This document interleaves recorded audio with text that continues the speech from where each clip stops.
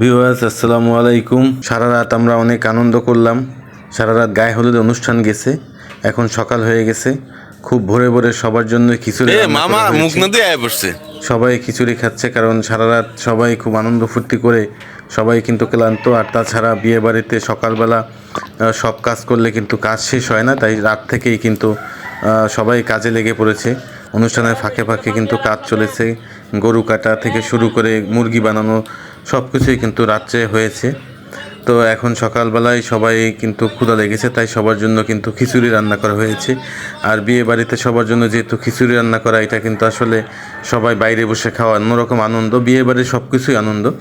আর এই যে দেখতে পাচ্ছেন মাটির চুলা, কাঠের লাকড়ি বা যেটাই বলেন কাঠ দিয়ে মাটির চুলায় রান্না, সেটা কিন্তু আসলে বিয়ে বাড়িতে বেশিরভাগই করে থাকে। এবং মাটির চুলায় রান্না কিন্তু খুবই মজা। এই জন্য বিয়ে বাড়িতে সাধারণত মাটির চুলায় রান্না করা হয়।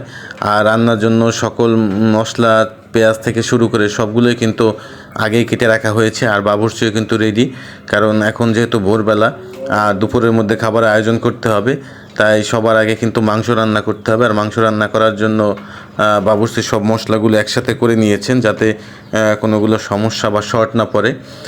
গরুর মাংস রান্না করার জন্য এই যে 3টা ডেগের মধ্যে দেখেন, একসাথে যদি গরুর মাংস রান্না করা হয় সেটার স্বাদ কিন্তু এমনিই বেড়ে যায়। আর এই বাবুর্চি অত্যন্ত দক্ষ এবং পুরানো, আমি তাকে আগে থেকেই চিনি। তো উনি আসলে সব গরুর মাংসের 3টা পাতিল একবারে সাজিয়ে নিয়েছে, যাতে সমানভাবে মাংস এবং সমানভাবে তার উপরে মশলা দেওয়া যায়, কারণ তাহলে কিন্তু আসলে একটা রান্না কম বেশি স্বাদ হবে। এই জন্য উনি সবগুলো সমানভাবে রান্না করলে আসলে সমান স্বাদ পাওয়া যায়। তাই তো সকল রকমের মশলা দিয়ে এখন কিন্তু মাংস নাড়াচাড়া করেছেন, কারণ যাতে সবগুলো মাংস একসাথে মেখে যায়।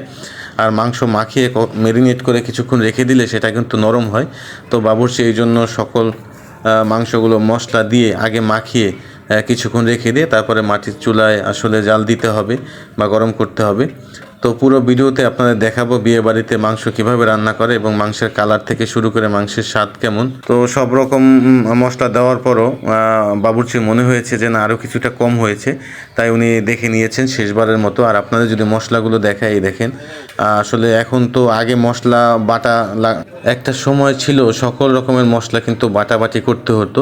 তো এখনও মশলা বাটতে হয়, কিন্তু এখন আর ওইভাবে সব রকম মশলা আসলে বাটাবাটি করতে হয় না, কারণ হলুদের গুঁড়া, মরিচের গুঁড়া থেকে শুরু করে ধনিয়া, জিরা সবগুলো গুঁড়াই পাওয়া যায়। তো এই জন্য সব কিছুই কিন্তু রেডি করে আগে থেকে নিতে হয়। তাই বাবুর্চির আসলে সহকারীও আছে এখানে, যেহেতু অনেক বড় একটা বিয়ে বাড়ির অনুষ্ঠান। তো বাবুর্চির আসলে সহকারী না থাকলে বা বাবুর্চি একা কিন্তু পারবে না। আর সকালবেলা রান্না শুরু হয়েছে, সময় কিন্তু হাতে কম। আমাদের প্রায় 5টা থেকে 6টার মতো চুলা একসাথে তৈরি করেছে এবং 6টা চুলায় রান্না করা হবে। ওইদিকে কিন্তু আপনার মুরগির রোস্ট, সেটাও কিন্তু রান্না চলতেছে, সেটা আপনাদের দেখাবো। কিন্তু তার আগে গরুর মাংসের রান্নার প্রসেসিংটা আপনাদের দেখাই। এই যে দেখেন, গরুর মাংসগুলো কিন্তু আসলে ম্যারিনেট করা হয়ে গেছে সকল মশলা দিয়ে। এইদিকে চুলার আগুন আরও বাড়িয়ে দেওয়া হচ্ছে, যাতে দাউ দাউ করে জ্বলে, কারণ চুলার আগুন যত ভালো হবে রান্না কিন্তু তত ভালো হবে। আর এইটা অনেক বড় ড্যাক থাকার কারণে বা অনেক বড় পাতিল হওয়ার কারণে কিন্তু এটা পাতিল ধরেও নেওয়াটা খুব সমস্যা। এই জন্য এই যে 2টা লাঠি, তারা বাঁশের লাঠি এটা ব্যবহার করে, এটা সব বাবুর্চিরাই ব্যবহার করে ধরার জন্য সুবিধার্থে। তো আমাদের গরুর মাংস কিন্তু আপনার চুলায় চড়িয়ে দেওয়া হয়েছে, 3টাই একসাথে দেওয়া হবে এবং 3টায় যাতে সমানভাবে তাপ বা জাল হয়, আগুনের জাল হয়, সেদিকে কিন্তু তারা বিশেষভাবে খেয়াল রাখতেছে। তো ভিউয়ার্স, একটা বিয়ে বাড়িতে নানা রকমের খাবারের আয়োজন থাকে, তো এক একটা ভিডিওতে আপনাদের এক একটা আয়োজন দেখাবো। তো আজকে আমরা আপনাদের গরুর মাংসের আয়োজনটাই কিন্তু দেখাচ্ছি এবং রোস্টের আয়োজনটা। এরপরে চিংড়ি মাছ থেকে শুরু করে অন্যান্য যে খাবার আইটেমগুলো আপনার অন্য ভিডিওতে দেখানোর চেষ্টা করব। তো অলরেডি কিন্তু চুলার উপরে চড়িয়ে দেওয়া হয়েছে। আর এই অপর পাশে এই যে দেখতে পাচ্ছেন মুরগির রোস্ট, এটা কিন্তু ভাজা হচ্ছে। রোস্ট তো অনেকে রান্না হয়তো জানেন, তো বিয়ে বাড়ির রোস্টগুলো যেহেতু অনেকগুলো একসাথে, তাই একটা বড় কড়াইতে কিন্তু রান্না হয়। যেমন বাসা বাড়িতে হয়তো অল্প করে করে থাকেন আপনারা, কিন্তু বিয়ে বাড়িতে অনেক পরিমাণ, এই জন্য। তো রোস্টেও আসলে সব রকমের মশলা হয়তো মেখে নিয়েছে। আর ডুবন্ত তেলের মধ্যে সবগুলো মুরগির রোস্ট কিন্তু ভাজা হচ্ছে। রোস্টের কিন্তু আসল স্বাদ হয়তো আপনারা অনেকে জানেন কি না, রোস্টের স্বাদ কিন্তু ভাজার উপরে। যাই হোক, ওদিকে রোস্ট রান্না চলতেছে, আর এইদিকে কিন্তু গরুর মাংস মোটামুটি অর্ধেক হয়ে গেছে। দেখেন মাঝে মধ্যে কিন্তু তারা নেড়ে চেড়ে দিচ্ছে, কারণ যেহেতু নিচে যদি লেগে যায় তাহলে কিন্তু শাকটা নষ্ট হয়ে যাবে। তো আসলে বাবুর্চি এবং তার সহকারী সবাই কিন্তু খুব তীক্ষ্ণ নজর রাখতেছে যেন কোনোভাবেই কোনো কিছু যেন কম না পড়ে যায়।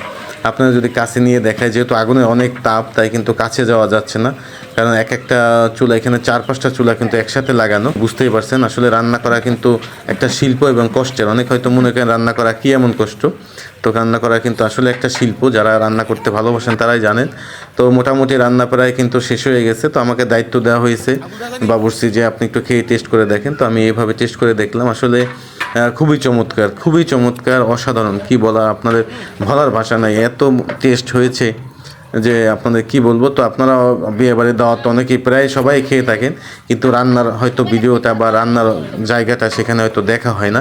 বিশেষ করে ঢাকা শহরে তো এখন কমিউনিটি সেন্টারে তারা আগে থেকে রান্না করে বা রেডি করে রাখে, আপনাদের হয়তো অনেকে যাওয়ার সুযোগ হয় না। তো আজকে আপনাদের এই জন্য ভিডিওটা দেখালাম। তো মোটামুটি এখন রান্না যেহেতু শেষ বা সিদ্ধ হয়ে গেছে, অনেক মজা হয়েছে। তো শেষবারে তারা কিন্তু নেড়ে চেড়ে এখন কিন্তু প্রায় নামিয়ে দিবে। নামিয়ে দেওয়ার পরেও কিন্তু এটা অনেক প্রসেসিং আছে, যেহেতু এখন সকাল খাবার খাওয়ানো হবে দুপুরবেলা। তো এটা যেন থাকে, ভালো থাকে, গরম থাকে, সেই জন্য কিন্তু এটার অনেকটা প্রসেসিং আছে। তো আমাদের ভিডিওতে সাথেই থাকেন এবং দেখতে পারবেন কীভাবে প্রসেসিং হয়। তো ভিউয়ার্স, আমাদের কিন্তু গরুর মাংস রান্না একদম শেষ, এক এক করে নামানো হচ্ছে। এই যে বাঁশের কাঠি দিয়ে যেভাবে উঠানো হয়েছে ঠিক ওইভাবেই নামানো হয়েছে। এটা কিন্তু সাবধানতা অবলম্বন করতে হয়। যারা এইভাবে বাঁশ বা কাঠি না ধরতে পারে তারা কখনো এটা নামাতে পারবে না। তাদের অভিজ্ঞতা আছে, এই জন্য তারা কিন্তু আসলে নামাতে পারতেছে। তো আমাদের কোনোভাবেই না জেনে এইসব কাজের সাথে জড়ানো উচিত না বা যাওয়া উচিত না।